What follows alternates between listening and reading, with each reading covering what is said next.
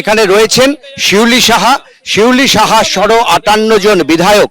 তারা কিন্তু আজকে অধ্যক্ষকে চিঠি দিয়েছেন এবং অধ্যক্ষকে চিঠি দিয়ে তারা দাবি করেছেন যে বিরোধী দলনেতা হিসাবে তারা চান ঋতব্রত বন্দ্যোপাধ্যায়কে, এবং ঋতব্রত বন্দ্যোপাধ্যায়কে তারা যেমন চেয়েছেন সেটা কিন্তু অধ্যক্ষ মেনে নিয়েছেন। আমার সঙ্গে রয়েছেন শিউলি সাহা, আমরা একটু কথা বলে নেব। দিদি, একটা বিষয় সেটা হচ্ছে যে এই বিদ্রোহের পথে হাঁটলেন কেন আপনারা? বাধ্য হয়েছে, বিদ্রোহ নয়। দল যা করতে পারেনি মানে বারবার নেত্রী দেখেছেন, মিটিং করেছেন, সই নিয়ে বিতর্ক, সিআইডি তদন্ত, এটাতে আমরা মনে করেছি যে আমরা সংখ্যাগরিষ্ঠ এমএলএ সবার সঙ্গে কথা বলেছি, আমরা সবাই ঐক্যমতের ভিত্তিতে দাঁড়িয়ে আমরা আমাদের দলনেতা বিরোধী দলনেতা ঠিক করেছি এবং চিফ হুইপ হয়েছে একজন। মমতা বন্দ্যোপাধ্যায়ের উপরে এত রাগ কেন? না, মমতা বন্দ্যোপাধ্যায়ের উপর রাগ নয়, দিদির হাতে আর দল নেই, দিদির হাত থেকে দল অনেক আগে বেরিয়ে গেছে। মানে এখন বলছেন মমতা বন্দ্যোপাধ্যায়ের হাতে তৃণমূল কংগ্রেস নেই? নেই নেই নেই থাকলে কি সেদিন তিনি বলতেন উঠে দাঁড়িয়ে আমাদের সর্বভারতীয় তৃণমূল কংগ্রেসের সাধারণ সম্পাদককে হাততালি দিয়ে সম্মানিত করার?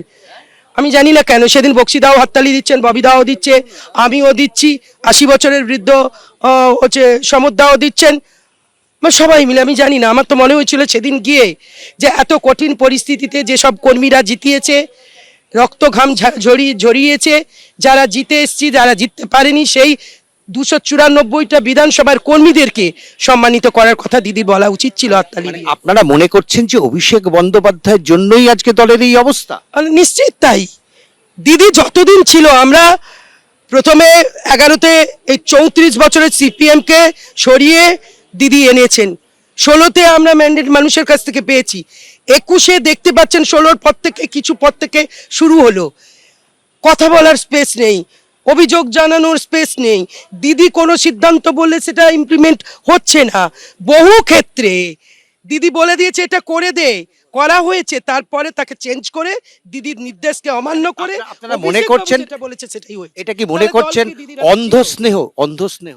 দিদি বুঝতে পারবেন, দিদি যদি একটু বোঝেন, একটু চেষ্টা করেন, আমাদের কে না বকে না সরিয়ে দিয়ে আমাদের কথাগুলো যদি একটু শোনেন। আজও দিদিকে আমরা অভিভাবক ভাবি, এখনো দিদি আমাদের অন্তরে, দিদিকে শ্রদ্ধা একটুও কমবে না। দিদি একটু ভাবুক কি করছে।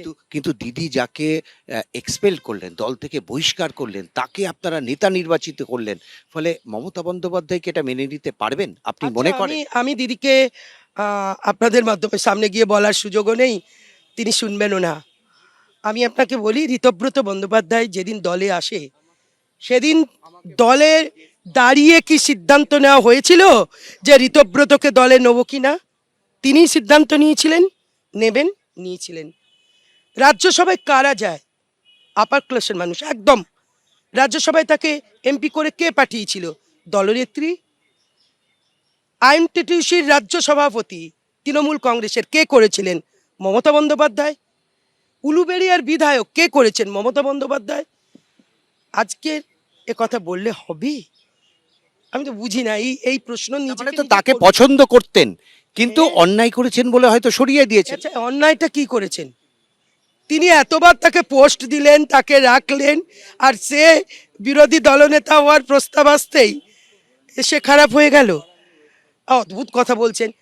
আমরা সবাই তো দিদির যা সিম্বল, তৃণমূল কংগ্রেসের সিম্বল, দিদির ছবি নিয়ে জিতেছি। দিদি যদি মেনে নেন এটাকে, আখরুজ্জামান কে? আপনারই তো বিধায়ক।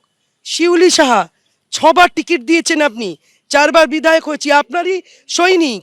যার দল তাকে আপনি উপদেষ্টা করছেন, পুরোনো দিনের লোক। তা আপনার মেনে নিতে আপত্তিটা কোথায়?